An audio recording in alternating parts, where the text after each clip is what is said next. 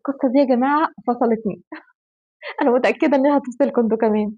أول خروجة ليا مع خطيبتي، حسيت إننا هنتكلم ونتعرف على بعض ونشوف دنيتنا سوا لحد ما طلبت كابتشينو. كابتشينو؟ إيه ده؟ إيه الحاجة الغريبة دي؟ طب ليه كابتشينو؟ ليه مش شاي أو قهوة؟ ليه تختار حاجة غالية؟ هو الكابتشينو غالي ولا إيه؟ إيه ده؟ ليه مش حاجة غالية؟ طب ليه كابتشينو؟ ليه مش شاي أو قهوة؟ ليه تختار حاجة غالية من أولها؟ هي دي بقى اللي هتعرف تفتح بيت، اللي هتشيل هم الحياة معايا.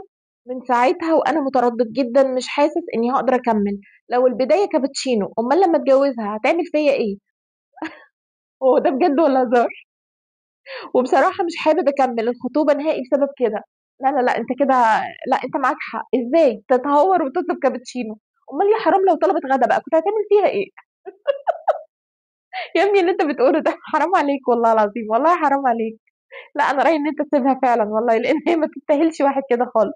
ما ينفعش. هي المفروض انت تختار واحده تطلب كوبايه ميه ساقعه وتجيبها معاها من البيت كمان وهي جايه، اصل ازازه الميه بتبقى غاليه في الكافيهات.